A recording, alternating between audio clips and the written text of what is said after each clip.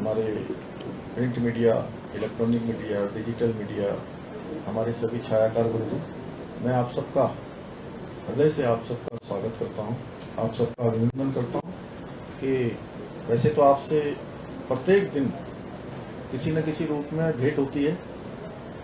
कोई दिन ऐसा नहीं होता है और बहुत बार बाइट का भी नहीं होता है, तब भी आप लोग बाइट करवा लेते हो और सहजता से आप सबसे भेंट होती है। लेकिन आज ये विशेष अवसर है।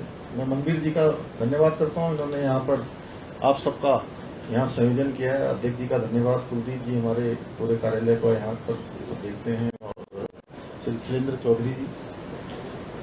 आज हम राजनीति के उस ऐतिहासिक कालखंड के एक महत्वपूर्ण पड़ाव के पूर्ण होने के अवसर पर यहाँ पर उपस्थित हुए हैं, जिसमें आदरणीय प्रधानमंत्री जी के नेतृत्व में आज भारत दुनिया की एक बहुत बड़ी वैश्विक शक्ति बना है। सक्षम, समृद्ध और आत्मनिर्भर राष्ट्र के रूप में स्थापित हुआ है। आज पूरी दुनिया भारत को आशा भरी निगाहों से देख रही है और पूरी दुनिया का केंद्र बिंदु आज भारत बन गया है। और ये 11 वर्षों का कालखंड आदरणीय प्रधानमंत्री मोदी जी के नेतृत्व में जो चला है, इसको स्वर्ण अक्षरों से अंकित किया जाएगा। इस कालखंड में विकसित भारत और आत्मनिर्भर भारत के संकल्पों को सिद्धि तक पहुंचाने के लिए अनेक महत्वपूर्ण प्रयास हुए हैं। प्रधानमंत्री जी ने और उनकी सरकार ने रात दिन लगातार इसके लिए प्रयास किया है और ये यात्रा 2014 से आदरणीय प्रधानमंत्री श्री नरेंद्र मोदी जी के नेतृत्व में भारत की जनमानस की आशाओं आकांक्षाओं को धरातल पर उतारने की यात्रा रही है। देश की आजादी के बाद देश का जनमानस जो सरकारों से उम्मीद करता था, अपेक्षाएं रखता था, आशा रखता था, उसको धरातल पर उतारने का काम प्रधानमंत्री मोदी जी के नेतृत्व में हुआ और उन्होंने सबका साथ, सबका विकास, सबका विश्वास, सबका प्रयास के मूल मंत्र के साथ हमेशा राष्ट्र प्रथम की भावना को आत्मसात करते हुए राष्ट्र के नवनिर्माण के अनेक मार्ग बढ़ाए हैं, अनेक मार्ग प्रशस्त किए हैं। और प्रधानमंत्री जी के नेतृत्व में ये कालखंड न केवल भारत के उज्जवल भविष्य की मजबूत रखने वाला है, बल्कि हमारी समृद्ध सांस्कृतिक विरासत के संरक्षण और संवर्धन के लिए भी बहुत महत्वपूर्ण रहा है। और इन 11 वर्षों की इस गौरवशाली यात्रा को कुछ बातों में, कुछ पन्नों में समेटना आसान नहीं है, लेकिन मैं आपको फिर भी आज के इस महत्वपूर्ण अवसर पर, जहां औपचारिक रूप से आज सब लोग आप लोग उपस्थित हैं, कुछ महत्वपूर्ण तथ्यों से भी अवगत कराना चाहता हूं कि मोदी सरकार ने देश की राजनीति में पॉलिटिक्स ऑफ परफॉर्मेंस की एक नई परिभाषा, एक नई कार्य संस्कृति स्थापित की है। आदरणीय प्रधानमंत्री मोदी जी के नेतृत्व में अब सरकार का अर्थ बदल गया है। अब सरकार रिफॉर्म, परफॉर्म एंड ट्रांसफॉर्म की भावना से संचालित होती है, जिसमें जन भागीदारी शासन की आत्मा बन चुकी है। 2014 से पहले का भारत हम सबके स्मरण में होगा, जो बहुत छोटे होंगे आप में से, जिनकी आयु 10 साल के आसपास की होगी, तो 2014 में जो 10 साल के होंगे, अब वो कितने के हो गए? 25 के। तो 10 साल के बालक को बहुत सारी जानकारियां नहीं होती है, तो इसलिए तो हाँ, तो इसमें से बहुत सारे ऐसे भी होंगे हमारे नवयुवक जिन्होंने पहले की सरकारों का बहुत अच्छे प्रकार से विश्लेषण नहीं किया होगा। तो मैं आपके सामने इसलिए रख रहा हूं कि ये बड़ा महत्वपूर्ण तथ्य है कि उन सालों में क्या होता था। 2014 से पहले घपलों की सरकार, घोटालों की सरकार, भ्रष्टाचार की सरकार, तुष्टिकरण की बातें सामने आती थी, लेकिन अब ये परिभाषा भी बदल गई है। अब विकास है, इनोवेशन, नवाचार है और आविष्कार, इस प्रकार की बातें आज हो रही हैं। पहले सरकारी योजनाओं की जो बात होती थी तो बिचौलिए बीच में आ जाते थे, पैसे खा जाते थे, और अब डायरेक्ट बेनिफिट के माध्यम से सीधे अगर 1 रुपया दिल्ली से भेजा जाता है तो सीधे बेनिफिशियरी के अकाउंट में पूरा का पूरा 1 रुपया पहुंचता है। पहले इलाज के लिए सोचना पड़ता था। देश की आजादी के बाद ये तो बिल्कुल सच है, आप सब भी इस बात को स्वीकार करेंगे कि कोई सरकार, ऐसी सरकार नहीं आई जिसने कि ये सोचा कि देश के गरीब लोग, जरूरतमंद लोग, जिनके पास साधन नहीं है, संसाधन नहीं है, वो अगर बीमार पड़ जाएं तो उनके इलाज का क्या होगा। ये पहली मोदी सरकार है जो आयुष्मान भारत योजना लेकर आई और गरीबों का इस योजना के माध्यम से आज अस्पतालों में मुफ्त इलाज होता है। पहले हम केवल आयात पर निर्भर रहते थे, इंपोर्ट पर निर्भर रहते थे। आज मेक इन इंडिया ने इसकी ताकत ने एक्सपोर्ट में भी अब हम लीड करने लगे। इसमें भी हम दुनिया के प्रमुख देशों में हमारा नाम आने लगा है। पहले हम दुनिया की अस्थिर अर्थव्यवस्था में आते थे, आज दुनिया की हम चौथी सबसे बड़ी अर्थव्यवस्था बनकर एक वैश्विक शक्ति के रूप में स्थापित हुए हैं। और ये 11 साल विकास के, विश्वास के और बदलाव के रहे हैं। आज देश का हर नागरिक बदलते हुए भारत को देख रहा है और अनुभव कर रहा है। कांग्रेस के राज में भी अनेक नारे दिए जाते थे, गरीबी हटाओ, लेकिन अब आंकड़े बताते हैं कि मोदी सरकार में पिछले 11 सालों में 27 करोड़ लोग गरीबी रेखा से बाहर निकले हैं। जनधन योजना, उज्ज्वला योजना, प्रधानमंत्री आवास योजना, जल जीवन मिशन, स्वच्छता अभियान, किसान सम्मान निधि, मुफ्त राशन, आयुष्मान भारत योजना, लखपति दीदी योजना, ऐसी अनेक योजनाएं, मैं उनके नाम गिनाऊंगा तो काफी सारी योजनाएं हैं। इन योजनाओं ने जन कल्याणकारी, इन योजनाओं के माध्यम से देश के करोड़ों नागरिकों को आज इसका लाभ मिल रहा है। उनके जीवन को उत्थान का अवसर मिल रहा है, जिसका परिणाम है कि आज भारत गरीबी की दर में 5 गुना से अधिक की कमी आई है। ये 11 वर्ष शासन के नहीं बल्कि राष्ट्रीय स्वाभिमान की पुनर्स्थापना के 11 वर्ष रहे हैं।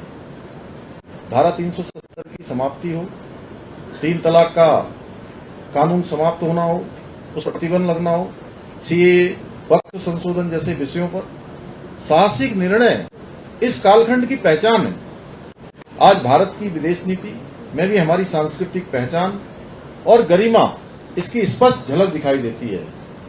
ये एक दिव्य संयोग है कि विकसित भारत के अमृतकाल के 11 वर्ष पूरे हो रहे हैं और जब दुनिया में हमारी सेना के द्वारा चलाया गया ऑपरेशन सिंदूर का भी डंका बज रहा है और भारत ने ऑपरेशन सिंदूर के माध्यम से पाकिस्तानी आतंकी अड्डे हों, 100 आतंकवादियों से अधिक को मौत के घाट उतारना, उनका सफाया करना हो या एयरबेस को निशाना बनाकर, यह अब स्पष्ट कर दिया पूरी दुनिया को कि भारत अब सिर्फ शांति की बात नहीं करता बल्कि आवश्यकता पड़ने पर घर में घुसकर आतंक का सफाया भी करता है। आदरणीय प्रधानमंत्री जी ने पाकिस्तान को स्पष्ट संदेश दिया कि आतंकवाद, खून और पानी दोनों एक साथ नहीं बह सकते, एक साथ नहीं चल सकते, यानी कि खून और पानी का प्रभाव एक साथ नहीं हो सकता। उन्होंने ये भी साफ कर दिया कि भारत की धरती पर कोई आतंकी हमला होगा तो आप उसे युद्ध की कार्रवाई माना जाएगा। ये संदेश न केवल पाकिस्तान को था बल्कि पूरे विश्व को कि अब नया भारत अपनी संप्रभुता से किसी प्रकार का कोई समझौता नहीं करेगा।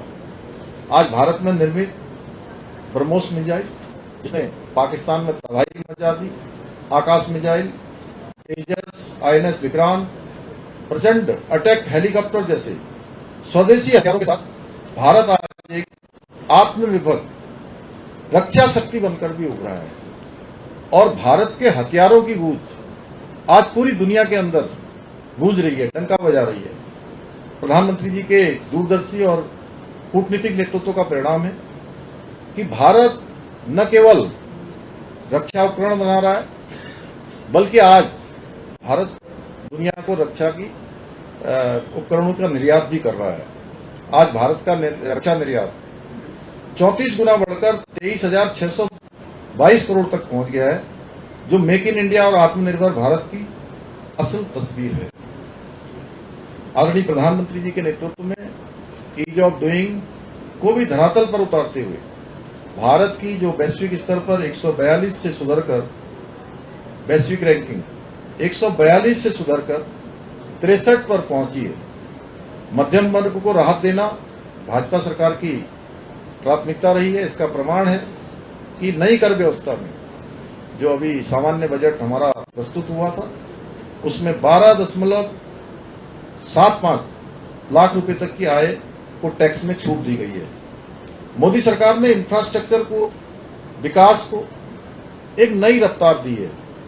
चाहे अभी कुछ ही दिनों पहले प्रधानमंत्री जी के द्वारा लोकार्पित चिनाब ब्रिज हो, महाराष्ट्र की बधावन पोर्ट परियोजना हो, रामेश्वरम में भारत का पहला वर्टिकल लिफ्ट पनबन पुल हो, या देश भर में आज एक्सप्रेस वे बन रहे, हाईवे बन रहे, एलिवेटेड रोड बन रहे हैं, जिसका एक उदाहरण हमारे सामने है। यहाँ पर जो दिल्ली से देहरादून एलिवेटेड रोड, जिसका कार्य अंतिम चरण में है, चाहे हमारे ऑल वेदर रोडें हों या भारत माला श्रृंखला की रोडें हैं, एक कोने से दूसरे कोने को जोड़ना हो, या हमारे अनेक लिफ्ट परियोजनाएं हों, ये सभी भारत के इंफ्रास्ट्रक्चर को एक नया आयाम दे रहे हैं।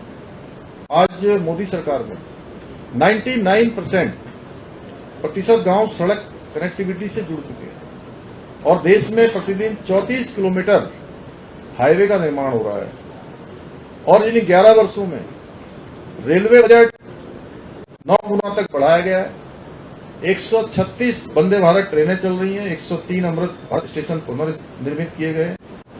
आदरणीय प्रधानमंत्री जी का संकल्प है कि हवाई सफर देश के आम नागरिक के लिए किफायती बनना है।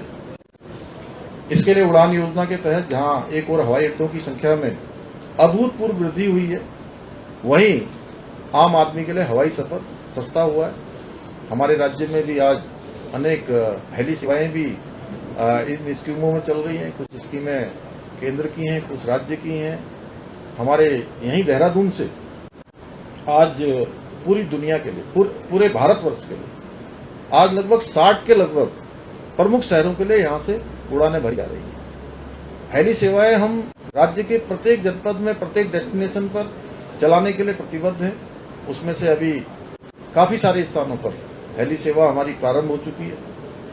यही नहीं, आज मातृशक्ति के कल्याण की दिशा में भी अनेक कार्य किए जा रहे हैं। भूतो न भविष्य, चाहे वो नारी शक्ति बंधन विधेयक लोकसभा में पास करना हो, लोकसभा विधानसभा में महिलाओं को 33% का आरक्षण मिलने का मार्ग प्रशस्त हुआ है। 3 तलाक खत्म किया गया है। लखपति दीदी, मुद्रा योजना, प्रधानमंत्री मातृ वंदन योजना के माध्यम से महिला सशक्तिकरण की दिशा में नारी को नारायणी मानकर काम किया जा रहा है। यही नहीं, आज देश में एम्स की संख्या बढ़कर 23 हो गई है। 8 नए IIM, 7 नए IIT, 490 नई यूनिवर्सिटी स्थापित की है। युवाओं में कौशल विकास के लिए प्रधानमंत्री कौशल विकास योजना के तहत 16 करोड़ युवाओं को ट्रेनिंग मिली है। आज स्टार्टअप इंडिया ने भारत को दुनिया का तीसरा बड़ा स्टार्टअप इकोसिस्टम बनाया है। 1.6 लाख से ज्यादा स्टार्टअप्स ने 17.6 लाख से अधिक नौकरियां भी सर्जित की हैं। इतना रोजगार भी सर्जित हुआ है। आज भारत में विकास के इतने कार्य किए जा रहे हैं कि मैं यहाँ पर गिनाने लगूं तो सच में सुबह से शाम हो जाएगी और उपलब्धियां समाप्त नहीं होंगी। मुझे पूरा विश्वास है कि आदरणीय प्रधानमंत्री जी के इस कार्यकाल में भारत न केवल विश्व की तीसरी सबसे बड़ी अर्थव्यवस्था बनने का हमको गौरव प्राप्त होगा, बल्कि एक आत्मनिर्भर महाशक्ति के रूप में भी वैश्विक प्रभुत्व भी स्थापित होगा। मित्रों, अब वो दिन दूर नहीं जब अपने जीवन काल में, हम सभी अपने जीवन काल में भारत को एक विकसित भारत के रूप में देखेंगे। एक विकसित भारत कैसा होगा, उसकी कल्पना आज ही हमारे दिल में होनी चाहिए, हमारे मन में होनी चाहिए, हमारे विचारों में होनी चाहिए, जिसका संकल्प प्रधानमंत्री जी ने लिया है। और मैं अभी एक कार्यक्रम में आ रहा हूँ, तो वहाँ मुझसे विकसित उत्तराखंड के बारे में उन्होंने पूछा। मैंने कहा विकसित भारत तभी बनेगा जब विकसित उत्तराखंड बनेगा, और विकसित उत्तराखंड तभी बनेगा जब उत्तराखंड का प्रत्येक जनपद, प्रत्येक विकासखंड, प्रत्येक तहसील, प्रत्येक न्याय पंचायत और प्रत्येक ग्राम पंचायत विकसित बनेगी। तो विकसित भारत का संकल्प हम सबको प्रधानमंत्री जी के नेतृत्व में पूरा करना है। इसी विश्वास के साथ पुनः आप सभी का आभार व्यक्त करता हूं, आप सबका धन्यवाद करता हूं कि आप लोग यहाँ पर आए और आप सबने हमारे विचारों को सुना है। अच्छा, आज ये कह रहे हैं अभय कंतरा जी का जन्मदिन भी है, तो उनको भी बधाई हो है, और मेरी तो सबका बहुत बहुत धन्यवाद। और मैंने जो है, और कोई अगर कुछ पूछना चाहता है आप सभी से, अगर किसी ने कोई एक एक करके क्वेश्चन पूछेंगे। हाँ, लेकिन इसी से संबंधित पूछना है। रामानुज जी, हमसे तो मत जाना आज कोई, है ना, सीएम साहब, वो बाद में, वो बाद में मनीष सीएम साहब, क्योंकि जो केंद्र सरकार की योजनाएं थी वो तो है ही है, लेकिन विपक्ष की एक चिंता भी है कि प्रदेश में बड़ी योजनाएं कौन कौन सी है, वो विपक्ष इसको जानना चाह रहा है। तो प्रदेश में किस तरह का विकास हुआ? प्रदेश में देखिए, एक के बाद एक योजनाएं, सब योजनाएं हमारी जगह डबल इंजन है, और डबल इंजन को सेपरेट नहीं किया जा सकता। रामानुज भाई, पहली बात, डबल इंजन जनता ने चुना है, डबल इंजन को यहाँ के लोगों ने अपना आशीर्वाद दिया है, तो दोनों सरकारें मिलकर अनेक योजनाएं कर रही हैं। अगर मैं योजनाएं गिनाने लगूंगा तो बहुत सारी हैं। जैसे देहरादून में ही हम अभी ऑल वेदर रोडों का साथ साथ यहाँ पर एलिवेटेड के साथ साथ इस्पना बिंदाल, इसकी कार्य योजना पर काम कर रहे हैं। हम ऋषिकेश, हरिद्वार, शारदा रिवर फ्रंट पर काम कर रहे हैं। हरिपुर कालसी में हम अनेक धार्मिक स्थल हम जो है स्थापित कर रहे हैं। हमारे जो यमुनोत्री क्षेत्र में है वहाँ के मास्टर प्लान पर काम कर रहे हैं। अनेक धार्मिक स्थल हमारे, चाहे वो केदारखंड में हो, चाहे हमारे जो है मानस खंड में हो, उनको आगे बढ़ा रहे हैं। शारदा घाट बना रहे हैं, शारदा रिवर फ्रंट हम बना रहे हैं। अनेक योजनाएं हम अभी इसमें इन्वेस्टर समिट हमने आयोजित किया था, जिसमें हमारा 90,000 करोड़ की ग्राउंडिंग पर हमारा काम हो रहा है। अनेक हमने नए नए यहाँ कानून बनाए हैं, एक के बाद एक कानून बनाए। समान नागरिक संहिता का कानून हमने बनाकर देश में पहला राज्य होने का गौरव हमको प्राप्त हुआ है। नकल का कानून हमने यहाँ बनाया है, जो लागू होने के बाद 23,000 नौकरियां बिना किसी नकल के संचालित होगी। आप सब भी अगर अपने दिल पर हाथ रख देखेंगे बिना किसी उसके, तो आपको लगेगा कि ये कितना पुनीत काम हुआ है। कि उन माता पिता से पूछिए जिनके बेटे और बेटियां गरीबी की हालत में परीक्षाओं में भाग लेती थी, फॉर्म भरने के पैसे तक उनके पास नहीं होते थे, वो किस प्रकार से अपने बच्चों को पढ़ाई करवाते थे, कैसे देहरादून में रखते थे, कैसे अन्य शहरों में रखते थे। लेकिन जब परीक्षा का रिजल्ट आता था तो उनका चयन नहीं होता था, नकल माफिया हावी होते थे।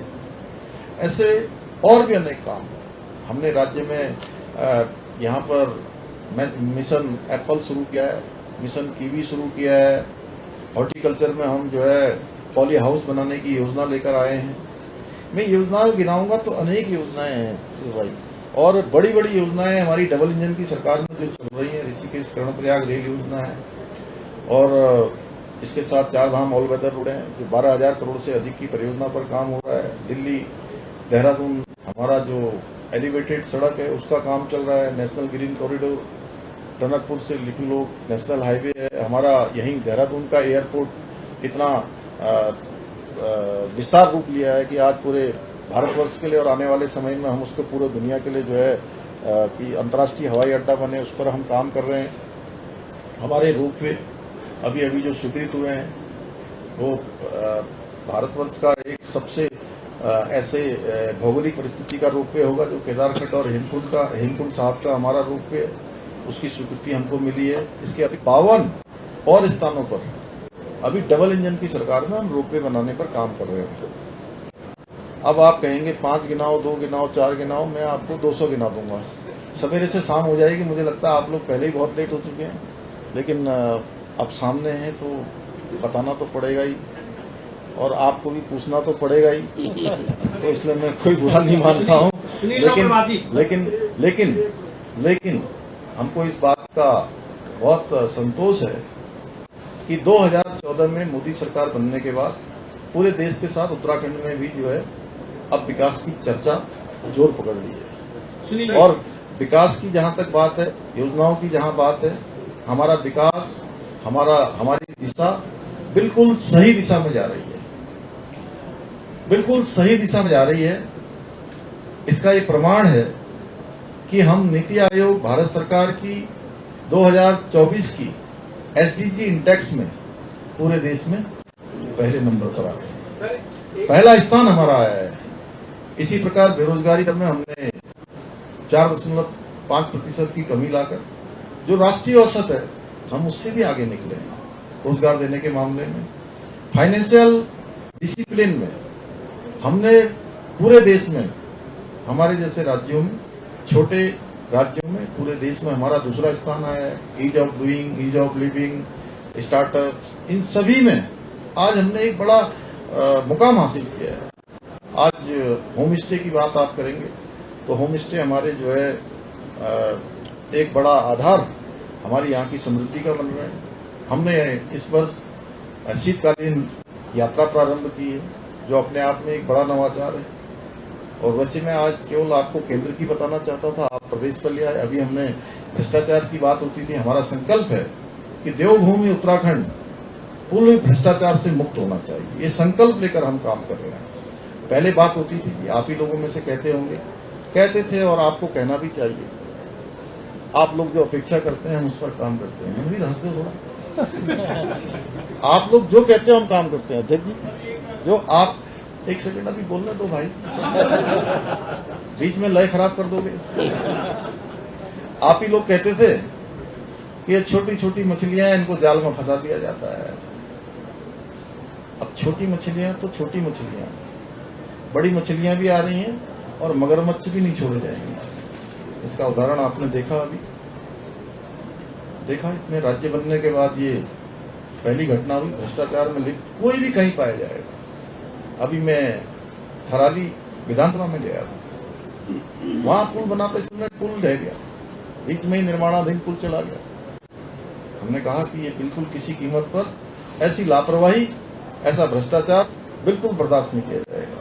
जो भी 3 अभियंता उसमें संलिप्त थे, तीनों को तत्काल सस्पेंड किया गया, जांच शुरू करवाई गई और हमने कहा कि इसकी जो भरपाई है ये संबंधित लोगों से की जाए जो इसमें दोषी हैं। जल जीवन मिशन में अभी काशीपुर में इसी प्रकार योजनाओं के क्रियान्वयन पर, धरातल पर उतारने पर जहां कोताही बरती गई, वहां भी इस प्रकार की कार्रवाई की। जहां पर भी ऐसा मामला आएगा, बिल्कुल मैं आपसे मन वचन और बिल्कुल कर्म से कह रहा हूं कि कहीं पर भी हम इसको बिल्कुल भी ये हमारी जीरो टॉलरेंस की नीति है, ये बिल्कुल हम एक्सेप्ट नहीं करेंगे। आप सबका भी सहयोग चाहिए। आप सब भी जो है लगातार अपना हम लोगों को कहीं न कहीं किसी न किसी रूप में चिताते हैं, बताते हैं और हम उस दिशा में काम करते हैं। क्योंकि हमारा जो ये लोकतंत्र का चौथा स्तंभ है आप लोग, वो भी उतना ही महत्वपूर्ण है जितना कि ये विधायिका और कार्यपालिका है, उससे कम नहीं है। इसलिए हम सब के दायित्व बनते हैं। आप देखिए 4 धाम यात्रा हमारी कितने शानदार तरीके से चल रही है। 25 लाख का आंकड़ा कल ही पूरा हो गया, आज 26 लाख हो जाएगा। और यात्रा के आज 1 माह 10 दिन और 2 दिन अगर कम भी कर दें, जिस दिन से केदारनाथ जी के कपाट खुलते हैं श्री केदार बाबा के, उस दिन से यात्रा सही मायने में शुरू होती है। तो 2 मई से खुले थे, 2 मई से 1 महीना 8 ही दिन हुए और अपने आप में ये एक बड़ी संख्या है। जबकि बीच के दिनों में आपको पता है कुछ दिनों यात्रा में कुछ कमी भी आई, लोगों की कुछ हवाई सेवाएं भी हमारी प्रभावित रही, लेकिन उसके बाद भी एक बड़ी विस्तार की ओर हमारी यात्रा जा रही है। और कहीं से बहुत जाम लगना एक समस्या है, हम उसके लिए काम कर रहे हैं। अनेक हमारे जो स्थल बन रहे हैं, धार्मिक स्थल, इसके आसपास और डेवलप कर रहे हैं, अच्छे बाईपास बना रहे हैं। चाहे ऋषिकेश में बाईपास बनाना हो, चाहे देहरादून में बनाना हो, हरिद्वार में बनाना हो, रुड़की में बनाना हो, ऐसे हम अनेक कामों को आगे बढ़ा रहे हैं। चाहे वो कैंची धाम का बाईपास आप लोग देखते होंगे, वहां भी आज कल रोज जाम की समस्या हो रही है। संख्या इतनी आ रही है, जगह जगह इतनी संख्या आ जा रही है। ऋषिकेश के पास जाम लग जा रहा है, देहरादून में जाम लग रहा है, अभी हरिद्वार से देहरादून आते समय जाम है। यहाँ से अगर आगे जाएंगे मसूरी की तरफ उधर जाम है, लेकिन ये संख्या इतनी बढ़ गई है। आप स्वयं ये कहना आसान होता है, लेकिन आप सोचिए कि कितने लोगों का हमको जो है यहाँ पर नियोजन करना पड़ता है। एक बड़ी संख्या पूरे देश भर की आती है। हम हमेशा अपनी बात रखते हैं कि हमारी संख्या 1,25,00,000 है, लेकिन हमको राज्य में प्रत्येक वर्ष 8 करोड़ लोगों का इंतजाम करना पड़ता है। 8 करोड़ फुटफॉल है यहाँ पर। नैनीताल में जाम है, हल्द्वानी से नैनीताल में जाम रहता है, रामनगर की तरफ जाम है, कल जाम था, रुद्रपुर से रामपुर की तरफ जाम लग जाता है, रामनगर में जाम लग जाता है, जहाँ के खिलेंद्र चौधरी बैठे हैं। कल जाम था। तो इसलिए हम सब मिलकर हमने अगले 10 सालों की कार्य योजना पर भी हम काम कर रहे हैं कि जब 2035 होगा तो हमारा उत्तराखंड कैसा होगा। विकसित भारत के संकल्प में, विकसित भारत के योगदान में उत्तराखंड का क्या योगदान होगा। विकसित उत्तराखंड मैंने पहले ही बताया कैसे बनेगा, विकसित भारत कैसे बनेगा। हम सबके सामने लक्ष्य है। आप सब भी सोचिए, आप सब में से कोई उस समय 70 साल का होगा, कोई 75 का होगा, कोई 60 का होगा, कोई हो सकता है 50 के भी होंगे, 50 से कम का तो कोई नहीं होगा। मैं सही कह रहा हूं? तो इसलिए हमको सबको लक्ष्य देना है कि आप जिस संस्थान में काम कर रहे हैं वो संस्थान ही कैसा होगा, जिस गांव में आप रह रहे हैं, जिस मोहल्ले में रह रहे हैं वो गांव कैसा होगा, वहां पेयजल की व्यवस्था कैसी होगी, वहां शिक्षा की व्यवस्था कैसी होगी। ये लक्ष्य हमारे प्रधानमंत्री जी ने दे दिया है हम सबको उस लक्ष्य को पूरा करना। तो मुझे लगा कि कुछ थोड़ी बातें आपने पूछी तो अच्छा हुआ। मैं आपका धन्यवाद करता हूँ रामानंद जी, आपने मुझे कम से कम ये जो मैं कुछ बिंदु बना के लाया था उन बिंदुओं से हटकर जो है बोलने का अवसर किया। आप सबका बहुत बहुत धन्यवाद। सर आपने यूसीसी लागू किया, पूरे प्रदेश में यूसीसी लागू हुआ, आप भावुक भी हुए। अन्य राज्यों में भी जो है यूसीसी लागू किया जा रहा है। क्या आप कई मुख्यमंत्रियों से मिले अन्य राज्यों के, उन्होंने आपसे क्या सुझाव भी लिए हैं कि यूसीसी हम कैसे लागू करें अपने अपने राज्यों में? सीएम साहब देखिए, सीएम साहब इसी को जोड़ के बोल रहा हूँ। हाँ इसी को जोड़ के हाँ, उससे अलग मत जाना। इससे अलग नहीं हो। यूसीसी आपकी सोच अच्छी है, लेकिन जो उसमें जो ड्राफ्ट बनाया गया, जो उसमें बहुत सारी खामियां हैं, उसका समाधान नहीं हो पा रहा है। मैं खुद कई करता हूँ उसमें। मैं बता रहा विक्रम जी तुम ये अलग से पूछ लेना मेरे से। ये ऐसे पहले इनका सवाल का जवाब बहुत महत्वपूर्ण है, क्योंकि आप देश भर के लोग हमारे यूसीसी की चर्चा कर रहे हैं और यूसीसी के अभी ड्राफ्ट अच्छा मैं उसको भी बताऊंगा, उसको भी बताऊंगा। जो आपने शुरुआत में आपने जो मुझे जिस तरफ को मेरा ध्यान जो है आकृष्ट किया है, मैं उसको जरूर बताऊंगा। लेकिन इन्होंने जो पूछा है, देखिए यूसीसी एक ऐसी गंगा है जैसे माँ गंगा हमारे यहाँ से निकलती है, उसका लाभ सबको मिलने वाला है। और इस बार आदरणीय प्रधानमंत्री जी के अध्यक्षता में जो हमारी मुख्यमंत्री परिषद की बैठक एनडीए की हुई, उस बैठक में देश भर के 5-6 प्रेजेंटेशन हुए। उसमें से एक प्रेजेंटेशन यूसीसी का भी था, जो मेरे द्वारा वहां बताया गया कि कैसे कैसे हमने इसका ड्राफ्ट बनाया, कैसे कैसे इसका क्रियान्वयन किया, कैसे इसकी नियमावली बनाई, किन किन चीज़ों के लिए हमने ट्रेनिंग की, कौन कौन लोग थे, कितना समय लगा, और हमारी कमेटी जो ड्राफ्ट बनाने वाली थी उसने कितना गया। तो ऐसे हमारे बाद अन्य राज्यों ने भी शुरू कर दिया है। कुछ लोगों ने ड्राफ्ट कमेटी भी बना दी है, गुजरात में ड्राफ्ट कमेटी बन गई है, अन्य राज्य भी इसकी चर्चा कर रहे हैं। हमारे नॉर्थ ईस्ट के राज्यों की भी मुख्यमंत्रियों ने मुझसे चर्चा की है, और कुछ जो हमने प्रावधान किया उन्होंने उसका बड़ा इनिशिएटिव लिया। उन्होंने बड़ा कहा कि नहीं अच्छा इसमें प्रावधान किया गया है। और जो हमारा जो ड्राफ्ट है वो ड्राफ्ट एक ऐसा ड्राफ्ट है कि वो पूरे देश के अन्य राज्यों को भी उसका लाभ मिलने वाला है। और जो आपने कहा कहीं पर अगर इस प्रकार की बातें हैं तो हम लोग जहाँ भी एक्ट में या ड्राफ्ट में, मैं तो विधानसभा में बोला था कि ये शुरुआत हुई है, और जैसे जैसे सुझाव आएंगे जनता से सुझाव लेकर हम उस दिशा में आगे बढ़ेंगे। कई बार दे चुका हूँ, लेकिन कोई उस पर अमल नहीं। आप अलग से दे दीजिएगा अभी ठीक है, धन्यवाद। सर एक सवाल यह है कि कई प्रोजेक्ट केंद्र के जो उत्तराखंड में चल रहे हैं उनमें से ऋषिकेश कर्णप्रयाग रेल लाइन भी है जो काफी महत्वपूर्ण है। क्या आप मानते चल रहे कि 80% काम लगभग पूरा हो गया है? 2027 तक विधानसभा चुनाव उत्तराखंड से होना है, उससे पहले वो धरातल भी कर जाएगा? बिल्कुल, हमारी रेलवे मंत्री जी से भी और ऊपर सभी से हमने बात की है। उन्होंने कहा है कि अक्टूबर 2026 तक उसमें फेज वाइज कुछ फेज का जो है कुछ फेज तक वो रेल लाइन पूरी हो जाएगी, तो वहां तक सेवा भी प्रारंभ हो जाएगी। सुनील जी, सुनील जी, सवाल ये था कि मोदी सरकार का जो दूसरा काम जब पूरा होगा 4 साल में, क्योंकि यहाँ पर बहुत सारी केंद्रीय योजनाएं पाइपलाइन है, आप अगले 4 साल बाद उत्तराखंड को कहाँ पर देखते हैं? और दूसरा इसी से जुड़ा हुआ सवाल जो आपने की बात की कि 8 करोड़ यहाँ पर आता है, आपने नीति आयोग और विभिन्न मंत्रियों पर विस्तार को रखा, केंद्र की ओर से क्या नहीं, बहुत अच्छा सवाल है। देखिए, ऐसा है कि आज हम चाहे एसटीजी रैंकिंग है या विकास के मामले में है, इतने सारे आज देखिए हमारे को जहाँ 4 धाम ऑल वेदर रोड हैं, मास्टर प्लान, हमारे यहाँ की सभी यात्राएं सुव्यवस्थित होना, हमारे राज्य में एम्स का सेंटर खुलना, लखवाड़ डैम जो लंबे समय से रुका हुआ था 50 सालों बाद उसकी स्वीकृति मिलना, देहरादून में सौंग डैम है, हल्द्वानी में जमरानी बांध है, एचएमटी की घड़ियां हैं, इंडस्ट्रियल स्मार्ट सिटी है, ऐसे हमारे रिवर फ्रंट हैं। अभी ये आइकॉनिक सिटी के रूप में हमारे ऋषिकेश को डेवलप करना हो, देहरादून की सारी जो सीवर लाइन बनानी हो, यहाँ की भूमिगत लाइनें बनानी हो, यहाँ की हवाई सेवाएं हो, चाहे स्वास्थ्य सेवाएं हों, हर क्षेत्र में, चाहे पर्यटन के क्षेत्र में लगातार भारत सरकार के सहयोग से काम हो रहा है। और हमने कहा है कि हम आज हमारा फाइनेंस डिपार्टमेंट, हमारे अन्य डिपार्टमेंट, सभी लोग, हम लोग जो है अगले 10 सालों का लक्ष्य लेकर चल रहे हैं, क्योंकि 2047 में विकसित भारत होना है, भारत दुनिया की बड़ी महाशक्ति बनना है। वो संकल्प है, तो संकल्प में कोई विकल्प नहीं है, इसलिए निश्चित पूरा होगा। उसी दिशा में हमको भी योगदान देना है। तो हमारा राज्य तेजी से आगे बढ़ने वाले राज्यों की सूची में है। आज पूरे देश में, दुनिया में रहने वाले उत्तराखंड के जो हमारे प्रवासी भाई बहन हैं हमारे, वो सब गौरवान्वित होते हैं कि हमारा राज्य आज तेजी से विकास करने वाले राज्यों की श्रेणी में है, तेजी से आगे बढ़ रहा है। उनका पैतृक राज्य, उनकी ऐसी भूमि जहाँ से उनके पूर्वजों का नाता रिश्ता रहा है, तो वो सब भी वापस आ रहे हैं, इसी का परिणाम है। और हर साल हमने ये तय किया है कि इस साल भी हम अनेक, जो 25वां साल हमारे राज्य स्थापना का चल रहा है, इस साल अनेक जो बेस्ट प्रैक्टिसेज हैं हमारी, उन बेस्ट प्रैक्टिसेज को हम धरातल पर उतारेंगे और इसके बाद अगले सालों की यात्रा पर हम लोग चलेंगे। अंतिम प्रश्न है अंसारी जी।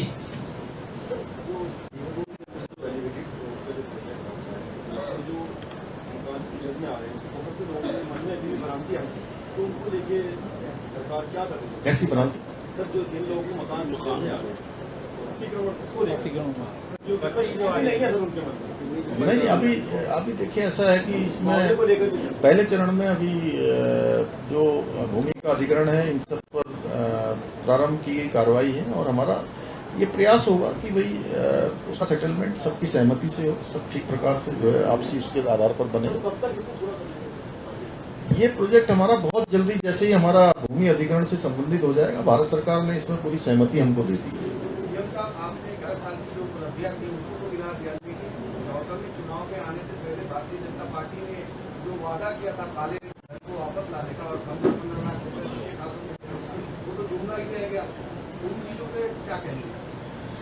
आपको दिखेगा, देखिए यहाँ पर आयुष्मान भारत योजना शुरू हो गई, 5 लाख का जो है इलाज फ्री में मिल रहा है, किसानों को सम्मान मिल रहा है, नौजवानों को स्किल डेवलपमेंट मिल रहा है, महिलाओं को लखपति दीदी योजना मिल रही है, अनेक लोग जो है आज ट्रेनिंग लेके अनेक प्रकार के उपक्रम कर रहे हैं, लोगों का जो है हर प्रकार से सुविधा हो रही है, इतने सारे नए एयरपोर्ट बन गए, नए IIT बन गए, नए एम्स बन गए, सारी चीजें, ये डेवलपमेंट नए भारत की तकदीर तो दिख रही है। वही सब जो चुनाव का जो था उसी के आधार पर देश आगे बढ़ रहा है। को लेकर बहुत कहा जाता है कि सर, केंद्र में भी परेशान है, लोग हर जगह परेशान है, घुसपैठियों को लेकर आप क्या कहेंगे? नहीं, देखिए देश के अंदर आतंकवाद हो, नक्सलवाद हो, ये घुसपैठ हो, इस पर पूरी तरह से लगाम लगी है, पूरी तरफ से हुआ है और हमने राज्य के अंदर भी इसके लिए वेरिफिकेशन ड्राइव चलाई है। और आज जितने भी हमारे जो नए निर्माण हो रहे हैं, नए निर्माण के बाद इस प्रकार की घुसपैठ किसी न किसी रूप में हो रही है, उसकी सख्त पहचान करने के भी हम लगातार चिन्हीकरण की प्रक्रिया भी कर रहे हैं। हमारे जिलाधिकारी, हमारे पुलिस के लोग, जिलों के लोग सभी इस काम में लगे हैं। और हमने पिछले दिनों ये भी कहा था कि जहां पर राशन कार्ड गलत बन गए हैं, बिजली के कनेक्शन गलत तरीके से दे दिए हैं, आधार कार्ड बना दिए हैं, उन सब के खिलाफ भी कार्रवाई होगी और सब काम चल रहा है। और ये तो हर तरह से भारत की जो आंतरिक शक्ति है वो भी बढ़ी है, भारत मजबूत हुआ है, देश के अंदर एकता अखंडता बढ़ी है, देश के अंदर तमाम प्रकार की विघटनकारी शक्तियां हैं वो हतोत्साहित हुई है। धन्यवाद। आप ये पूछना चाह रहा था कि आपने कुछ कहा कि 8 करोड़ हमारे पास बाहर से लोग आ रहे हैं और हमारे 1.25 करोड़ के हिसाब से हम जब हम प्लानिंग कमीशन और इन बॉडीज के पास जाते हैं तो उनके जो पैरामीटर्स हैं वो पॉपुलेशन बेस्ड होते हैं, न कि टूरिस्ट। हमने उनको यही कहा था। अभी हमारे 16वां फाइनेंस कमीशन अभी आया था, उस 16वें फाइनेंस कमीशन में हमने अनुरोध किया है उनसे कि हमें जो है आप हमारा मापक केवल इस आधार पर मत करिए कि हम कितने लोग हैं, हमें कितने लोगों के लिए इस प्रकार की अवस्थापना करने पड़ते हैं, उसके आधार पर हमको दीजिए। मैंने नीति आयोग में भी ये बात रखी है और भारत सरकार में भी इस बात को बहुत भली भांति लोगों को अच्छे से ध्यान में आ गई है कि ये हमारी चुनौती है। धन्यवाद। अभी 2 मिनट का समय आप और लेंगे। थैंक्स करेंगे।